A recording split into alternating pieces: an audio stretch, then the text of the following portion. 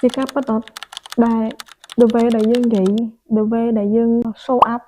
គឺបង្ហាញអំពីអត្តចរិតយើងឬក៏បញ្ហាដែលយើងជួបកាលពីនៅក្មេងខ្ញុំឃើញនៅលើ Facebook មួយរយៈហ្នឹងគឺមានការ react ទៅលើបុគ្គលម្នាក់ដែលគាត់និយាយពីបានធ្វើនៅជីវិតនៅ high school របស់គាត់ហើយខ្ញុំអត់ធ្វើការ comment ទៅលើអាហ្នឹងទេខ្ញុំក៏អត់បានកាន់ជើងគាត់ជាអ្នកដែលនិយាយខ្ញុំទទួលស្គាល់ថាគាត់និយាយទៅវាហិនលើសប៉ុន្តែ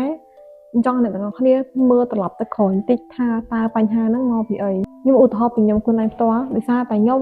grow up មកនៅក្នុង high school life មួយដែលខ្ញុំអត់ចង់និយាយពីវាទេចុះបើអ្នកនរគ្នានិយាយអំពីជីវិត high school 10 11 12ឬក៏8 9 10អីហ្នឹងខ្ញុំពិតជាអត់ចង់រំលឹកដល់ទេខ្ញុំពិតជាអត់ចង់រំលឹកដល់មែនព្រោះដោយសារហេតុអីគឺ high school របស់ខ្ញុំអត់ភីងទេខ្ញុំចាំបានថាខ្ញុំធំឡើងមកដោយគេ bully បើសិនជាអ្នកនរគ្នានិយាយអំពីអតីតកាលនៃជីវិត high school yes a lot of people we're gonna talk about how they enjoy their life during their high school គាត់សប្បាយចិត្តមិនគាត់មាន team មិនគាត់មកថាមិនចឹងណាប៉ុន្តែបើខ្ញុំជីវិតខ្ញុំដែរសប្បាយចិត្តបំផុតហ្មងគឺពេលដែលខ្ញុំហ៊ានចប់ពេលដែលខ្ញុំចូលទៅដល់ university ជីវិត high school ខ្ញុំគឺអត់ភេងទេខ្ញុំមានរឿងដែលខ្ញុំត្រូវ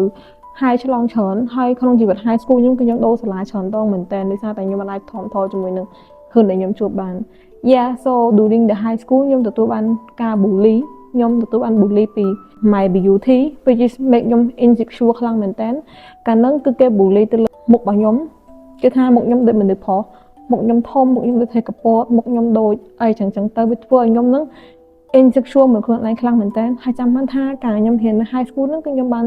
រួចស្រឡាញ់មនុស្សប្រុសម្នាក់ដែលគេក៏សង្ហាដែរ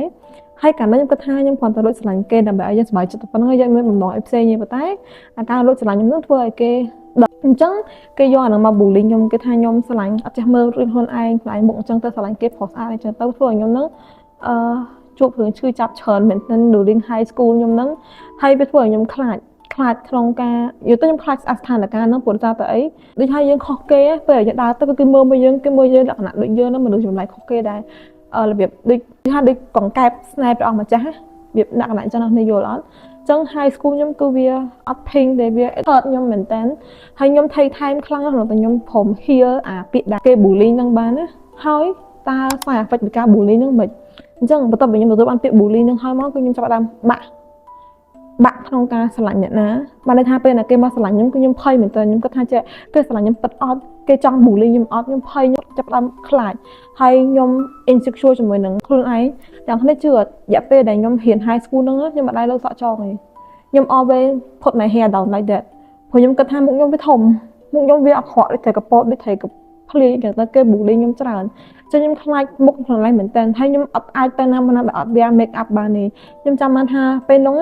សឹងថាខ្ញុំទៅគ្រិចនឹងមិត្តភក្តិខ្ញុំអញ្ចឹងណាយប់ឡើងហ្នឹងងូទឹកហើយហ្នឹងក៏ខ្ញុំអត់អាចអំខ្លួនឯងស៊ីនមកទេត្រូវតែផុត make up on តែគេសួរថាគេក៏ make up ដែរមែនខ្ញុំទៅណាមកណាអត់ត្រូវមានខ្ញុំអីមួយអ្នកផ្សេងខ្ញុំត្រូវស្គាល់ត្រូវតែក្រៅអញ្ចឹងទៅ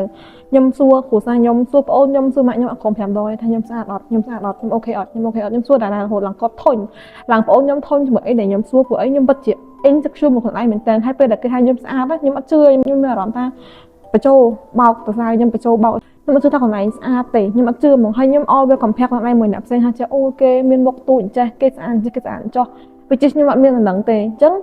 មកវិញខ្ញុំធំឡើងមកជាមួយនឹងពាក្យហ្នឹងមកវិញខ្ញុំលឺតែពាក្យដែលគេថាខ្ញុំអត់ស្អាតខ្ញុំមុខចេះមុខចោះមុខដូចប្រុស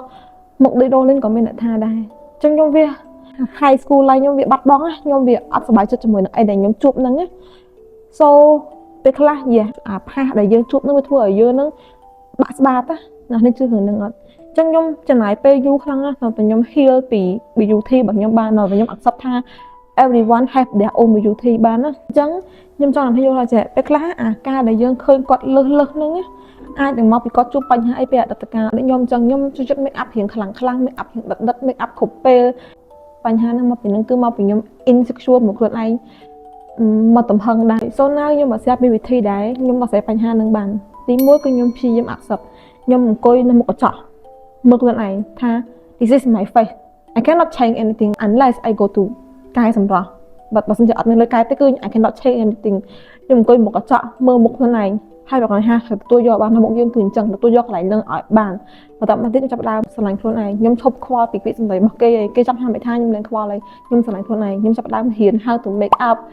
how to dress up ពេលខ្លះក៏អាចដែលខ្ញុំមើលឃើញគេពាក់ស្អាតហ្នឹងដោយសារតែវាមិនជាហ៊ានរបស់ខ្ញុំមិនជា body type របស់ខ្ញុំចឹងពាក់អត់សមទេ so ខ្ញុំព្យាយាមយល់ទៅខ្លួនឯងខ្ញុំ learn ពី color code ខ្លួនឯងខ្ញុំ learn ពីមុខខ្លួនឯងតើគួរ make up បែបណាចាប់ផ្ដើម take care my skin